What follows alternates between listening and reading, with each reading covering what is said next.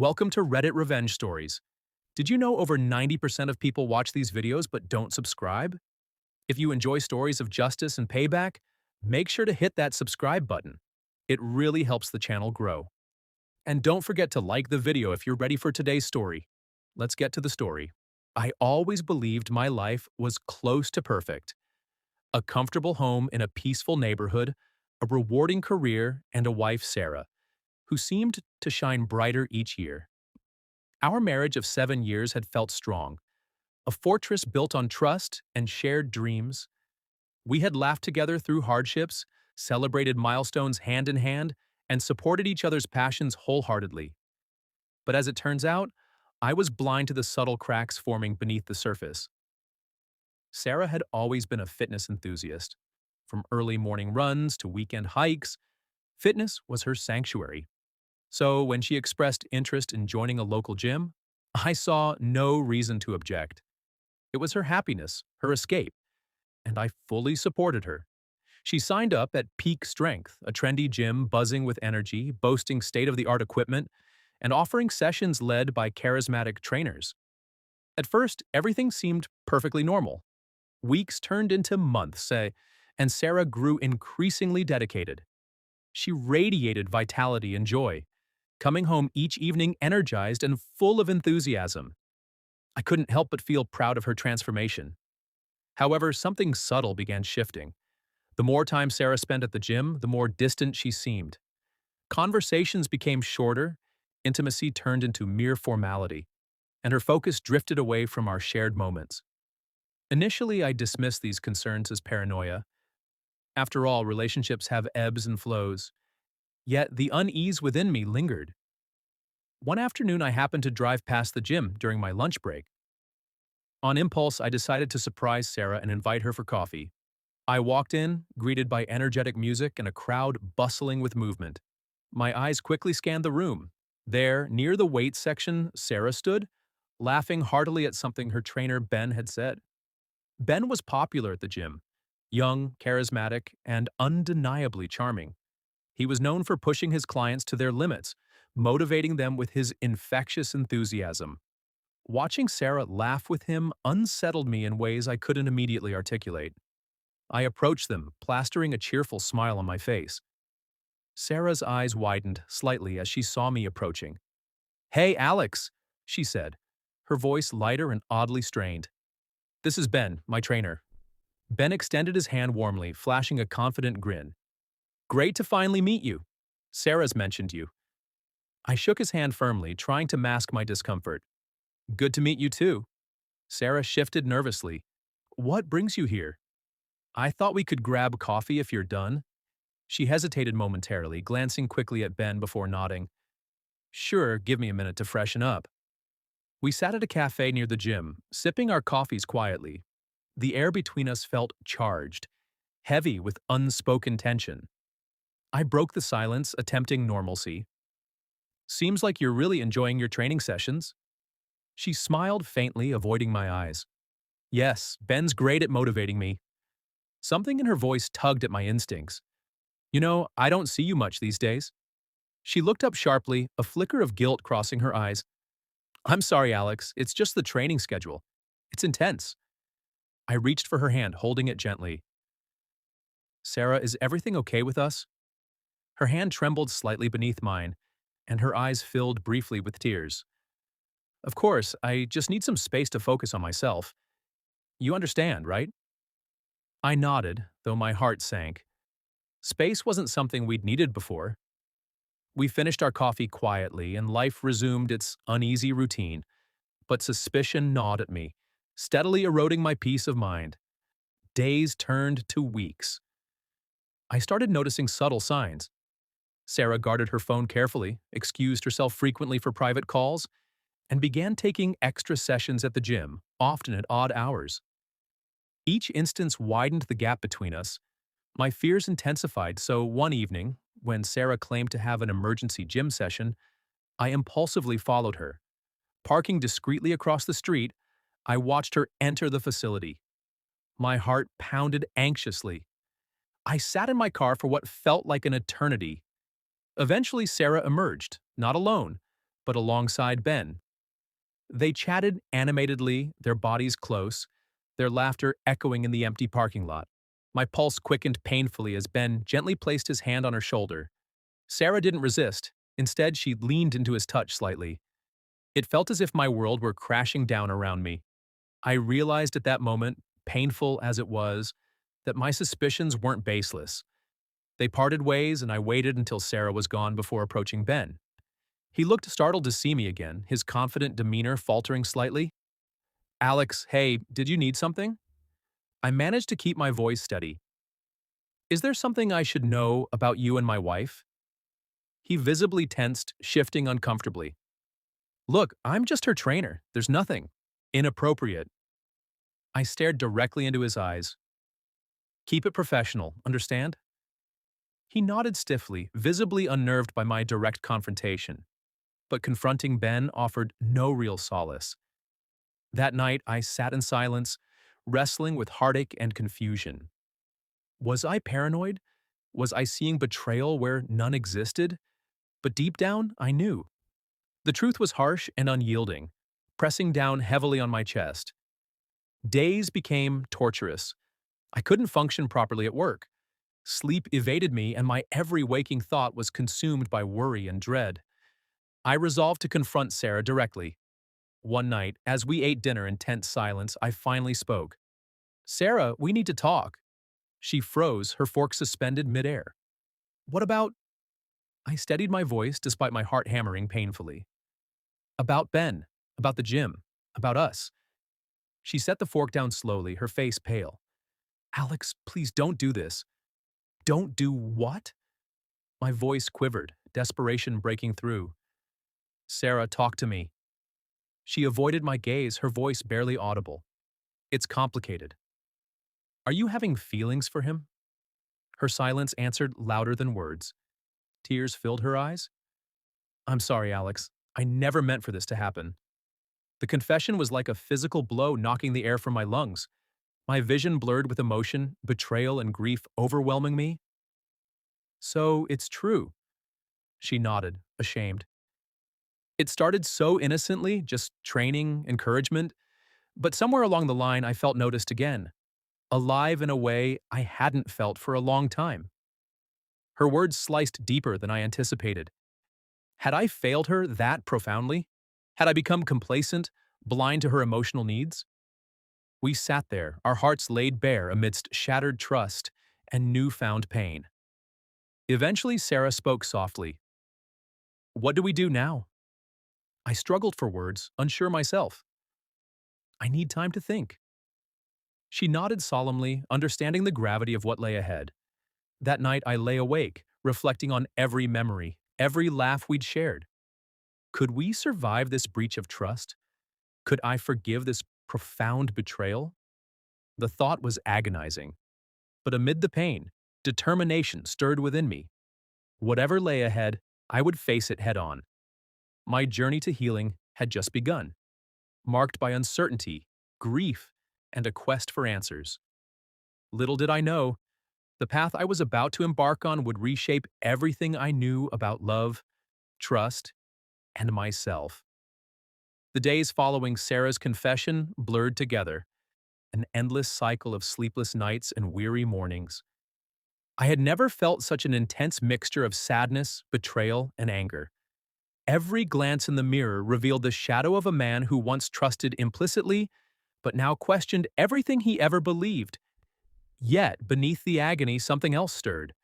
A desire to reclaim control of my life, to regain dignity lost in the harsh revelation. Sarah respected my request for space. She moved temporarily to her sister's apartment, leaving our home colder and emptier than I'd ever imagined. With her gone, every room seemed haunted by memories. I couldn't bear the silence, so I began spending hours driving aimlessly after work, hoping the hum of the road would drown my thoughts. On one such evening, I stopped at a local park we often visited during happier times. As the sun dipped below the horizon, painting the sky with somber shades of orange and purple, I sat alone on a bench, contemplating the fragments of my marriage scattered around me. An elderly man approached slowly, his cane tapping softly against the pavement. He paused beside me, sensing my turmoil. Without introduction, he said gently, "Troubles seem heavier when carried alone." I glanced up, surprised by the compassion in his eyes. "How can you tell?" He smiled warmly. "I've worn that look before." For reasons unknown, perhaps desperation or simply exhaustion, I told him everything. He listened patiently, never interrupting, never judging. When I'd finally emptied my heart, he nodded thoughtfully. "Pain isn't forever, son, but how you face it shapes you." His simple wisdom resonated deeply within me. I thanked him quietly and left the park feeling a flicker of hope, determined not to let bitterness consume me. The next morning, I received a message from Sarah. She wanted to talk again, promising honesty and openness. Reluctantly, I agreed, setting aside my fear of what her truth might reveal. We met at a small cafe, neutral ground where neither of us felt completely at home. Sarah looked tired, her vibrant spirit dimmed by guilt and sorrow. We sat quietly at first, the awkward silence heavy with regret. Eventually she spoke, her voice barely above a whisper. "Alex, I'm truly sorry for hurting you. My actions were selfish, thoughtless. I've ended things completely with Ben. It was never about him, really. It was about something missing within me." Her confession, though honest, stung deeply. "Did I push you away?" I asked, needing clarity. She shook her head, eyes filled with remorse. "No, Alex, it wasn't you. It was my own insecurity, my restlessness. I took our happiness for granted and chased something I thought I lacked. I was wrong." I listened carefully, torn between compassion and anger. "So, where do we go from here?" Sarah sighed heavily, her gaze steady but uncertain. "I want to rebuild our marriage. I understand if you can't forgive me, but please give me the chance to earn your trust again." Her plea lingered in the space between us. My heart longed to forgive, but trust, once shattered, wasn't easily restored. I told her honestly, "I'm not sure yet. I need time." She nodded, understanding and accepting my hesitation. Over the following weeks, I grappled intensely with my emotions. Though tempted to isolate myself, I instead channeled my pain into something constructive. I began exercising regularly, not to compete with Ben or impress Sarah, but to regain control over my self-esteem, to feel strong again from the inside out.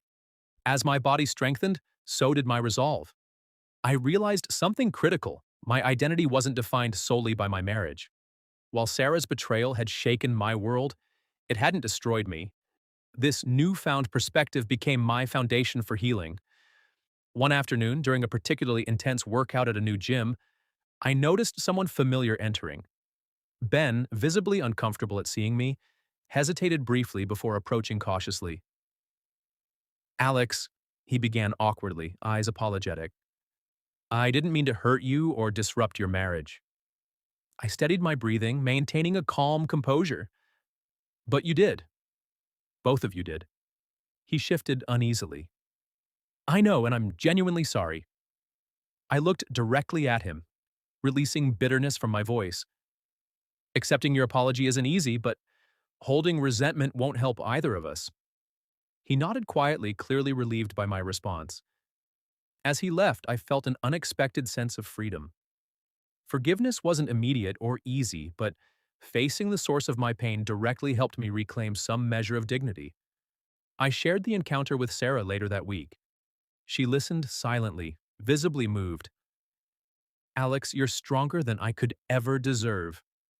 I met her gaze firmly. "This isn't just about strength. It's about honesty. If we have any chance, honesty must guide every step." Sarah agreed wholeheartedly. No more secrets. Ever. Over subsequent days, we slowly reconnected. Conversations deepened, bridging gaps of misunderstanding and neglect. We confronted uncomfortable truths about ourselves, recognizing the subtle neglect and complacency that had quietly eroded our bond. Though painful, this honesty gradually rebuilt mutual respect. One night, while sorting through old photos, Sarah pointed to an image taken early in our marriage. We looked carefree, laughing, unaware of future trials. "I want that joy again, Alex," she whispered earnestly, "but stronger, wiser." I felt the sincerity in her words. So do I admitted quietly. But we're different now. Maybe, she acknowledged softly. But different doesn't have to mean worse. In that shared moment of vulnerability, hope began to weave delicately between us. Our wounds were fresh, the scars deep, yet within our brokenness lay the potential to rebuild something genuinely stronger, forged through humility and genuine understanding. I knew reconciliation wouldn't be simple or linear. Trust, once lost, required patience and genuine effort to restore. Yet the possibility of renewal lingered, compelling me to move forward. As we slowly rediscovered each other, I realized something profound. Relationships weren't immune to cracks. They were shaped and strengthened by our choices during times of deepest challenge. The story of our marriage, I understood, was far from over. It had simply turned a new chapter, guided now by hard-earned wisdom, humility, and a deeper, rawer kind of love, born from facing our darkest moments head-on. As I reflected on the past weeks, it became clear my journey toward healing wasn't merely about fixing our marriage. It was about reclaiming myself, about realizing that even amid betrayal and heartbreak, we possess the strength to choose hope, to choose forgiveness, to choose the difficult yet rewarding path of honest reconciliation. Little did I know, however, that the next stage of this journey would test my resolve in ways I'd never anticipated. A new challenge was on the horizon, and facing it would ultimately determine not only the fate of my marriage but the kind of man I would become. Just as I felt the faintest glimmer of hope, life introduced another unexpected test. One evening, Sarah and I attended a community event, a fundraiser organized by local businesses, including the gym she had once frequented. Anxiety gripped my heart as we approached, knowing Ben would likely be there. Yet I had committed to facing our challenges head-on, refusing to hide. The hall buzzed with conversation and laughter. My pulse quickened when Ben caught my eye from across the room, clearly as uncomfortable as I was. Yet, I refused to let his presence weaken me. Sarah gripped my hand reassuringly, whispering softly, "We're in this together." The evening progressed without confrontation, but near its end, Ben approached us, visibly nervous. "Alex, Sarah, I'm leaving the gym soon. I've realized I need a fresh start. I genuinely hope you two find your way back." His sincerity was unmistakable, and despite lingering pain, I extended my hand. "I appreciate your honesty, Ben. Good luck." As he walked away, I felt something lift. Resentment had loosened its hold. Sarah squeezed my hand gently, her eyes reflecting gratitude. In that moment, I realized forgiveness wasn't about forgetting, but releasing oneself from bitterness. The months following saw us rebuilding, carefully and intentionally. Each conversation brought greater transparency, each shared moment, a renewed closeness. We attended counseling, openly confronting vulnerabilities we'd previously hidden, learning to appreciate the strength found in honesty and humility. On our anniversary, exactly 1 year from the night Sarah confessed, we returned to the same park where an elderly stranger had offered me wisdom. Sitting together under the gentle glow of the setting sun, Sarah spoke softly. "Alex, this past year taught me the true meaning of commitment and love. Thank you for giving me a second chance." I met her gaze, feeling a depth of emotion words scarcely captured.